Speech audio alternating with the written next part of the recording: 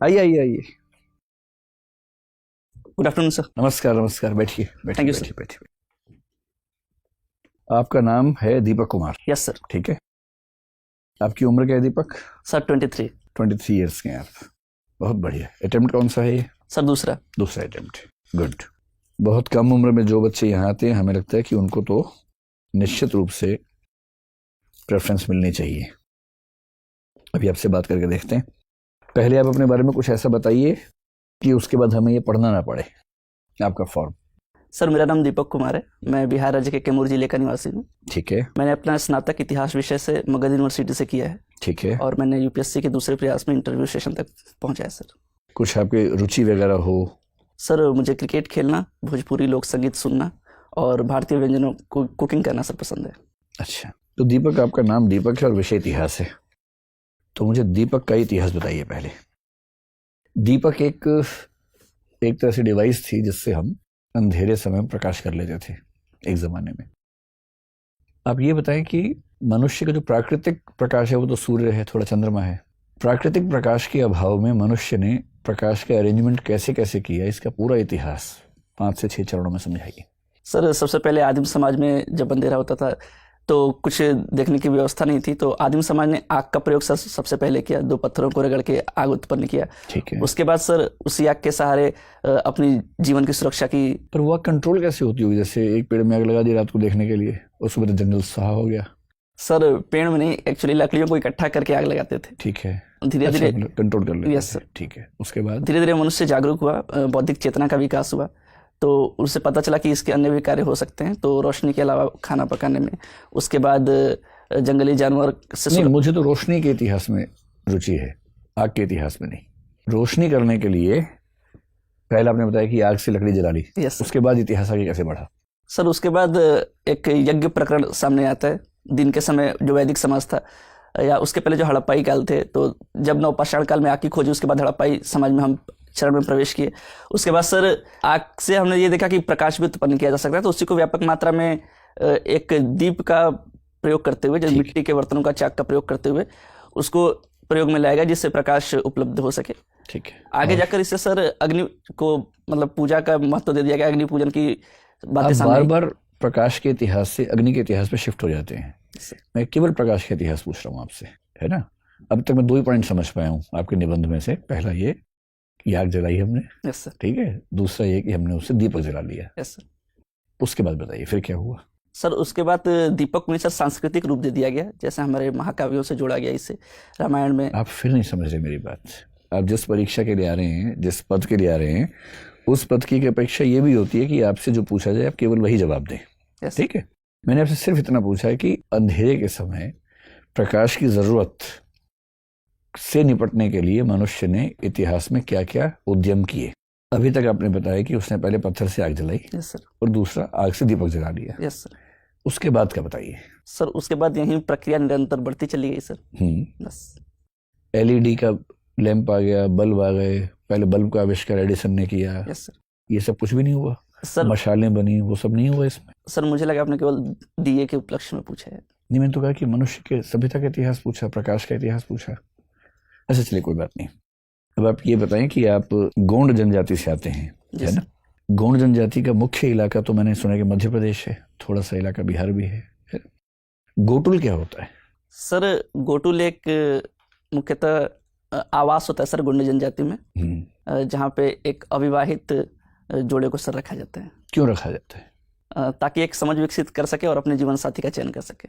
मतलब एक ही जोड़े को रखते हैं या कई बच्चे वहां पर रहते हैं? एक कमरे में एक जोड़े को रखते हैं सर, ऐसे कई कमरे होते हैं। क्या ये कह सकते हैं कि वो को लिविंग का एक ट्रेडिशनल फॉर्मेट है, जो हमारे देश के ट्राइब्स में को लिविंग से बड़ी चीजें, जिसको आप डेटिंग से भी आगे बढ़ा के कोर्टशिप कह सकते हैं, वो व्यवस्था है? जी सर, एक दूसरे को समझने के लिए ऐसी व्यवस्था जनजातियों में की गई है। नहीं, वो केवल समझने का मसला है या उसमें फिजिकल रिलेशंस भी शामिल हैं? सर जहाँ तक मेरी जानकारी है, समझने का ही मामला है सर। अच्छा, मुझे ये बताइए कि ट्राइबल्स को सभ्य समाज से क्या सीखना चाहिए? ये तो दुनिया जानती है। सभ्य समाज को ट्राइबल्स से क्या सीखना चाहिए? ऐसे 5 बातें बताइए। सर सबसे पहले तो सर प्रकृति पूजा सीखनी चाहिए, जो वनस्पतियों की पूजा करते हैं। दूसरी सर अपनी संस्कृति की जो विविधता है उसके बारे में सीखना चाहिए। तीसरा सर सबसे बड़ी बात आमतौर पर भारत के सभी ट्राइब्स में देखी जाती है, एक जो लैंगिक समानता का पक्ष है बहुत बढ़िया, वो सीखना चाहिए। ठीक है। और सर चौथा ये है कि जो पारंपरिक आयुर्वेद जैसी जो चीज़ें हैं उसे सीखना चाहिए सर। और tribal medicine, yes sir, tribal medicine, ठीक है। और सर पांचवा ये सीखना चाहिए कि हम कितने भी आधुनिक क्यों न हो जाए, अपनी जो जमीन और संस्कृति है उससे हमेशा जुड़े रहना चाहिए। बहुत बढ़िया सर। दीपक, आप तो एक युवा प्रशासनिक अधिकारी बनने जा रहे हैं, अपने आसपास घटित चीज़ों को आप देख रहे हैं। अगर आपने हाल में देखा हो तो सरकार ने कई बहुत जो सख्त फैसले हैं उन्हें बहुत ही सहज तरीके से, अचानक तरीके से ले लिया। 370 आपके सामने है ही। हमने देखा कि कैसे राज्य नए बनाए गए। कल्पना कीजिए कि एक राज्य पुनर्गठन आयोग बनाया जाता है और आप उसके अध्यक्ष हैं। सब कुछ आपने तय करना है, आपको मालूम ही है, इसके लिए कुछ चीज़ें पूछने पाछने की जरूरत तो अब बची नहीं है। संसद में एक दिन करेंगे, अगले दिन नए राज्य बन जाएंगे, ठीक है। 10 राज्यों में पूरे देश को बांटना है। आपके अनुसार ये 10 राज्य अब क्या होंगे? अभी आप जानते हैं कि पहले भाषा के आधार पर बनाए गए, फिर संस्कृति के आधार पर बनाए गए, अलग अलग विकास के आधार पर बनाए गए। अब इतने ज़्यादा हो गए हैं, उसकी कोई औचित्य नहीं है क्योंकि कम्युनिकेशन बढ़ गया है। अब उतने दूर दूर की परेशानी नहीं है। 10 राज्यों में बनाना है। बताइए ये राज्य क्या होंगे?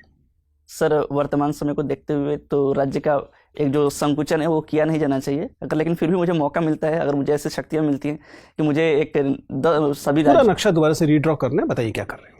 तो सर मैं भौगोलिक आधार पर राज्यों का विभाजन कर सकता हूँ सर। Very good. जो मध्य भारत, जो उत्तर के गंगा के मैदानी भाग हैं, उनको एक राज्य में कर दिया। एक हो गया गेंजेटिक प्लेन्स। यस सर, ठीक है। और दूसरा सर जो डेक्कन्स के इलाके हैं, जो प्लेटू इलाका है, उससे एक स्टेट में कर सकते हैं सर। थर्ड सर पठारी राज्य हो। हाँ सर। थर्ड सर जो हिमालयी राज्य हैं उन्हें एक तरफ कर दिया जा सकता है, और जो नॉर्थ ईस्ट के राज्य हैं, जो छोटी पहाड़ियाँ हैं, उन्हें सर एक राज्य में पिरो दिया जा सकता है। ठीक है। और सर उसी के अंतर्गत जो राज्य का विभाजन है, जो विभिन्न संस्कृतियों के एक छिटपुट तरीके से हम कर सकते हैं, ताकि राज्यों की संख्या बढ़ाने से जो केंद्रीकरण है वो हावी न हो, एक विकेंद्रीकृत स्वरूप सामने आ सके सर। चलिए कोई बात नहीं। दीपक, आपने मेंशन किया है कि आपको कुकिंग पसंद है। Yes sir. आप इंडियन डिशेस बनाना पसंद करते हैं। Yes sir. थोड़ी देर के लिए कल्पना कीजिए कि आपका आज तक का जो जीवन है वो एक डिश है, तो बताइए फिर इसका कुक कौन है? कौन है या क्या है? जरूरी नहीं है व्यक्ति होगा, कुछ और भी हो सकता है। अगर अब तक का आपका जीवन एक व्यंजन है तो उसका पकाने वाला, उसका वो कौन है, कुक कौन? सर निश्चित रूप से मेरे माता पिता हैं सर। चलिए, आपका अब तक का जीवन जो है वो एक डिश है, माता पिता उसके कुक हैं, तो फिर उसके स्पाइसेस, उसके मसाले क्या हैं? सर उनके द्वारा जो दिए गए नैतिक मूल्य हैं वो हैं सर। अच्छा, इसी क्रम को आगे जारी रखते हुए बताइए फिर इस डिश का क्रिटिक, फूड क्रिटिक कौन है? कौन इस व्यंजन का स्वाद लेके बताने वाला है कि इसमें क्या क्या कमी है? सर सोसाइटी, मेरे मित्र और आप जैसे सर सम्मानित बोर्ड। अगर इसी को और आगे जारी रखें तो फिर इस पूरे व्यंजन का स्वाद क्या है? सर जहाँ तक अभी तक मेरे जैसे व्यंजन का स्वाद जिसने मेरे माता पिता या मित्रों ने लिया है, अभी तक ऐसा ही बताया है कि आमूलचूल परिवर्तन के बाद या संभवतः ठीक ठाक ही है सर। दीपक, मुझे आप ये यकीन दिलाइए कि आप इस नौकरी के लिए अभी बहुत इमेच्योर नहीं है, अपरिपक्व नहीं है। अगर मान लीजिए आपकी आयु की वजह से किसी, आप बिल्कुल ही लीगली आप एकदम योग्य हैं, आप परीक्षा दे सकते हैं, लेकिन एक गंभीर एडमिनिस्ट्रेटर बनने के लिए आप में पर्याप्त गुण हैं। इस बात के लिए आप मुझे अगर कन्विंस करना चाहें तो मुझे क्या बताएंगे? सर जहाँ तक मेरा मूल्यांकन मेरे माता पिता और गुरु ने किया है, उनके मैं केवल मैच्योरिटी के मापदंड से जानना चाहूँ, परिपक्वता आपके अंदर आ गई है, इसे बताने के लिए आप क्या बात बताना चाहेंगे? सर मेरे अंदर एक संवाद, जो संबंध स्थापित करने की क्षमता है, वो मुझे ऐसा लगता है कि मेरे अंदर ज़्यादा है। मेरे अंदर धैर्य और सहनशीलता ज़्यादा है।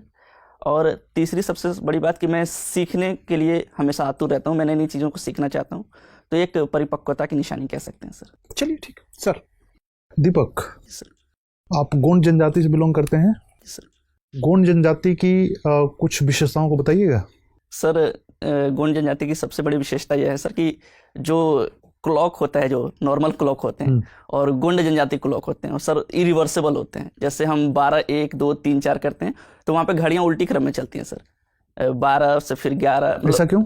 सर ऐसा एक पीछे एक साइंटिस्ट रीजन माना जाता है कि जैसे पृथ्वी के घूर्णन करने की परंपरा है जो पूर्व से पश्चिम की तरफ चलती है, तो पृथ्वी किधर चलती है? सर क्लॉकवाइज जो चलती है, जो मतलब कि पृथ्वी क्लॉकवाइज चलती है सर, सॉरी एंटी क्लॉकवाइज चलती है सर। मुझे इसके बारे में अभी पूर्णतः जानकारी नहीं, लेकिन पृथ्वी के घूर्णन की दिशा में उस क्लॉक को डिजाइन किया गया है सर। अच्छा, ये बात है।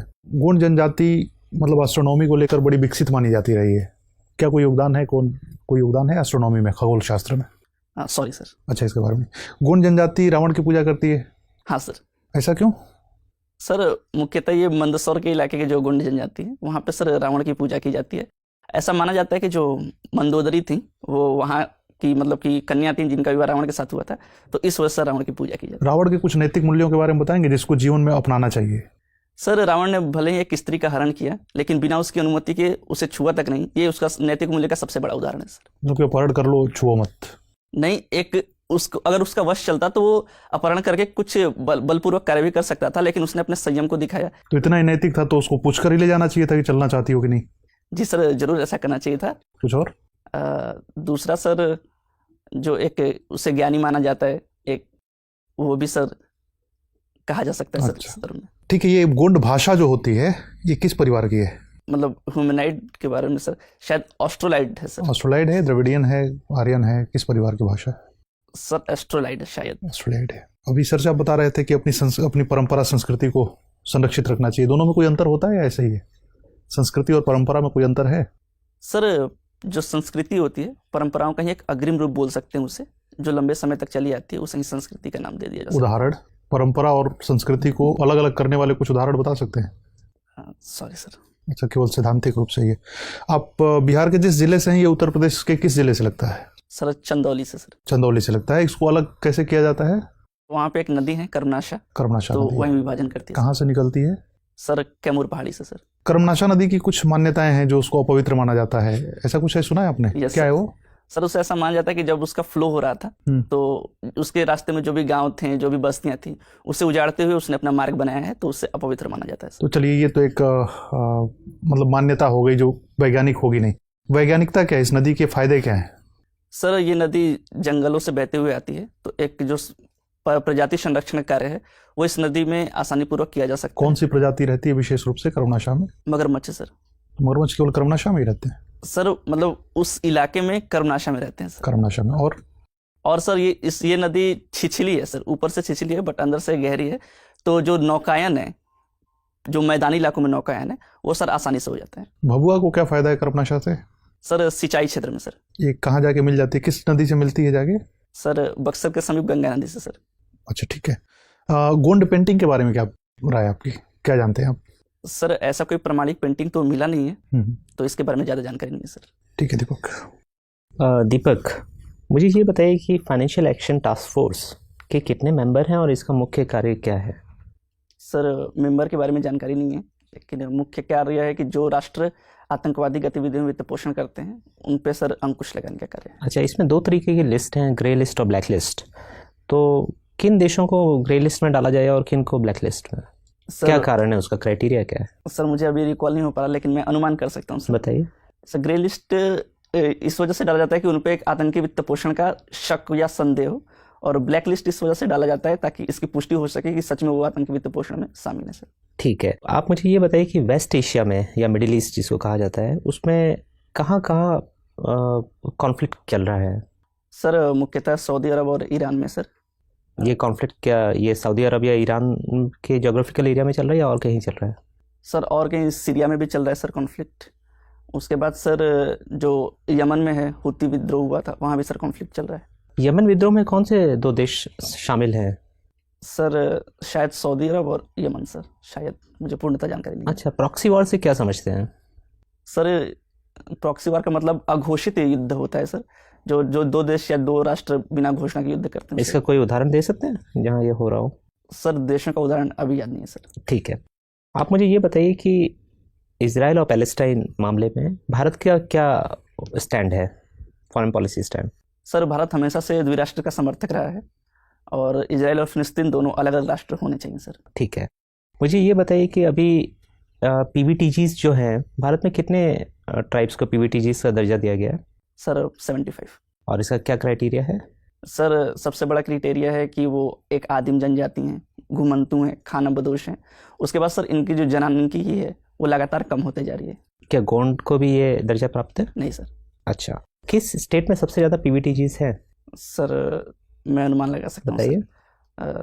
शायद सर झारखंड में सर, शायद। ये पढ़ लीजिएगा। ठीक है, मुझे ये बताइए कि कोर्ट ऑफ रिकॉर्ड्स क्या होते हैं?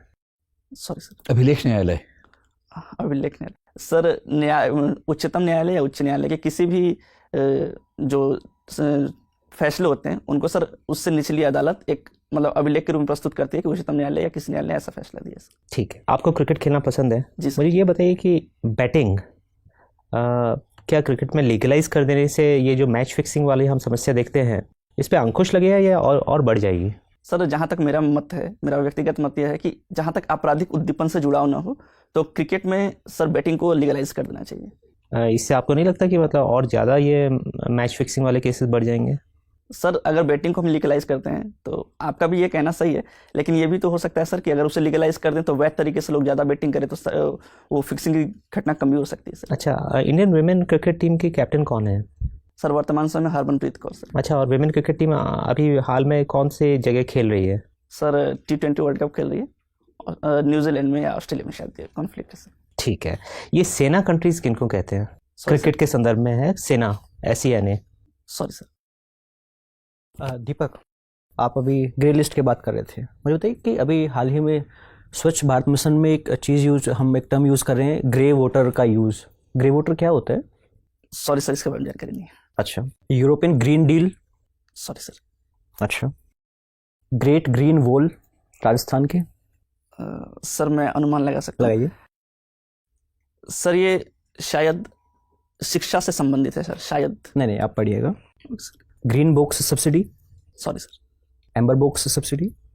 सर ये जो भारत की जो 3 सब्सिडियां हैं उसके अंतर्गत आती है सर। भारत की 3 सब्सिडियां सर WTO के अंतर्गत जो मान्यता प्राप्त है सर उसके अंतर्गत आती है। क्या होता है एम्बर बॉक्स सब्सिडी? इसके बारे में जानकारी नहीं है सर, अभी रिकॉल नहीं कर पा रहा हूँ। अच्छा, मुझे ये बताइए कि कार्बन क्रेडिट क्या होता है? सर जो राष्ट्र अपने कार्बन पूल का जो उपयोग होता है, जो कार्बन कंजप्शन है, उसको अगर तय सीमा से अगर कम करते हैं तो वो अपने शेष बचे हुए कार्बन को या कार्बन पूल को किसी दूसरे राष्ट्र को बेचकर कार्बन क्रेडिट प्राप्त कर सकते और 21 एग्रीमेंट 21 प्रोटोकॉल के तहत ये कार्बन क्रेडिट किया जाता है? हैं। सर शायद Paris call sir. Paris deal या क्योटो प्रोटोकॉल? सर मुझे एग्जैक्ट नहीं पता। Montreal protocol? यस सर, ये ओजोन से संबंधित है, ओजोन क्षरण से संबंधित है मॉन्ट्रियल प्रोटोकॉल। इसमें एक टर्म यूज होती है पोलर स्ट्रेटोस्फेरिक क्लाउड, PSC। ये क्या होता है? Sorry sir. अच्छा, CFCs के बारे में आप जानते हैं? ये CFCs का जो यूज है उसे कर्ब करने का गवर्नमेंट बहुत सारे इनिशिएटिव ले रही है। बता सकते हैं कि CFCs क्या होते हैं? सर ये एक क्लोरोफ्लोरोकार्बन इसको बोला जाता है, जो मुख्यतः ओजोन क्षरण में सहायक गैस होती हैं, उनका एक समूह है सर। ये किस किस जगह हम यूज करते हैं जहाँ पे हमें कर्ब करना है, किन किन प्रोडक्ट्स में? मुख्यतः सर कंडीशनर, एयर कंडीशनर चीज़ों में यूज होता है सर। अच्छा, आप तो उस एरिया से आते हैं जहाँ पे झूम कल्टीवेशन भी होती होगी। Yes sir.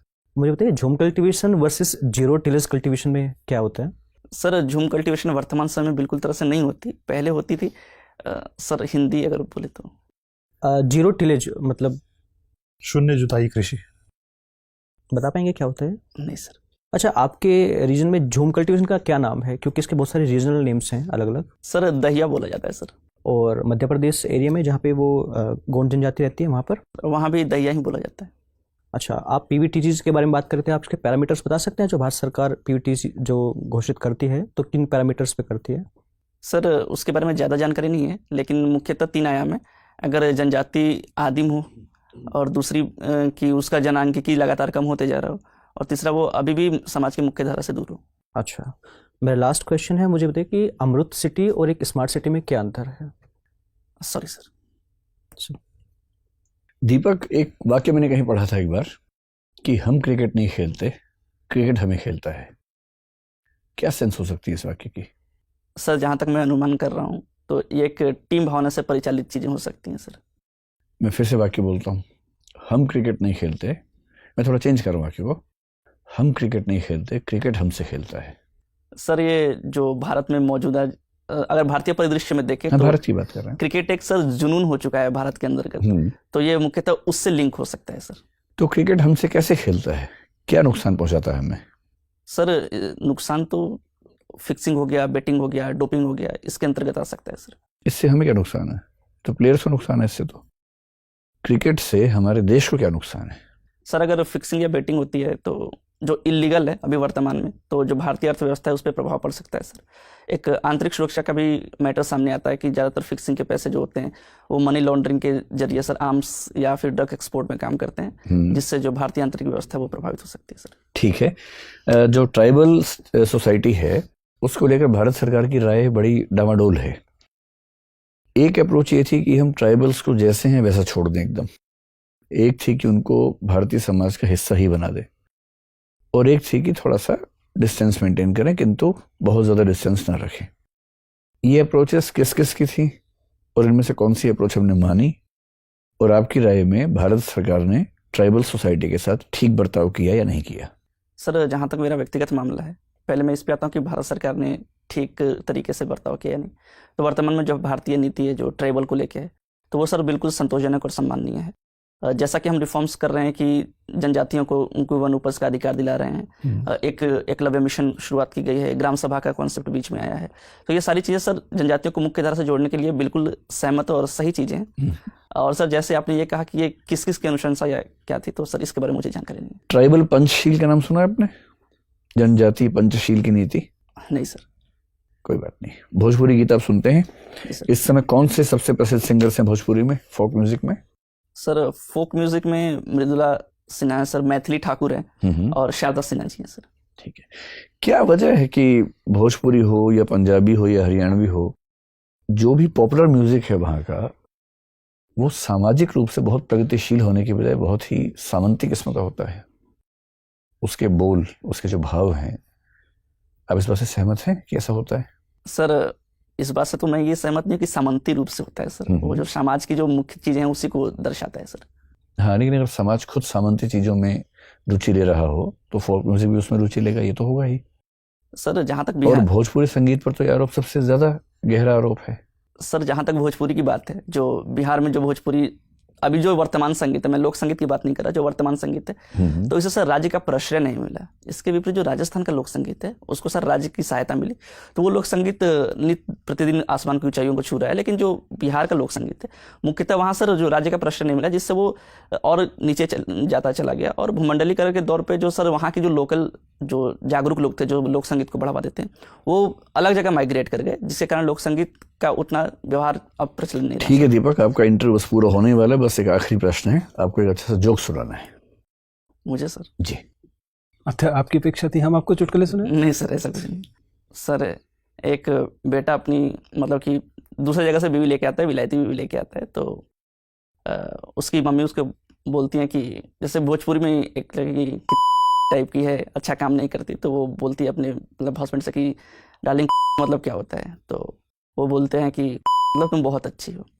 तो उसके बाद फिर वो बोलती है कि ये बहुत अच्छे से काम नहीं कर रही, परिवार का सम्मान नहीं कर रही, अच्छे से कपड़े नहीं पहन रही। तो फिर वो पूछती है कि डार्लिंग का मतलब क्या होता है, तो वो बोलता है कि इसका मतलब तुम सबसे सुंदर हो या तुम्हारा जो व्यवहार है वो सबसे सही है। तो फिर बहू ने सास के बारे में इन शब्दों का इस्तेमाल किया हाँ होगा? बिल्कुल सर, उसी में हंसी आई होगी Yes, आपको। ठीक ठीक ठीक ठीक ठीक है दीपक, बहुत अच्छा लगा आपसे बात करके। क्या आप कुछ पूछना चाहेंगे हम लोगों से? नहीं सर। ठीक है, आप जा सकते हैं। Thank you sir.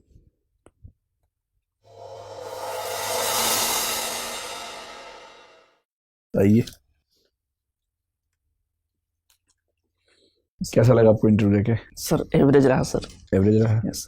अब जैसे एवरेज रहा, ये खुशी की बात तो है नहीं, दुख की बात है, लेकिन आप इस पर मुस्कुरा रहे हैं, क्यों मुस्कुरा रहे हैं इस पर आप? सर अच्छा लग रहा है सर इस इंटरव्यू देखे, बट रिजल्ट शायद एवरेज रहा। आपको क्या किसी ने सलाह दी है कि मुस्कुराना है बहुत ज्यादा इंटरव्यू में? नहीं सर, ये प्रकृति है सर मेरी। थोड़ा सा नियंत्रण कीजिए। देखो, आपकी एंट्री बहुत अच्छी है, आपकी ड्रेस बहुत ही शानदार है, बहुत सुंदर आप दिख रहे हैं, कहीं कोई समस्या नहीं है। हो सके तो सॉक्स चेंज कर लीजिएगा, ब्लैक पहन लीजिएगा। देखो दीपक, आप ना जिन प्रश्नों के उत्तर आपको आते हैं, फैक्चुअल वाले प्रश्न, उसमें तो आप बहुत बढ़िया जवाब देते हैं। जहां नहीं आते हैं वहां आप सॉरी बोल रहे हैं। सॉरी आपका मुझे ऐसा लग रहा है कि ठीक है, बस थोड़ा सा गति कम कर दीजिए।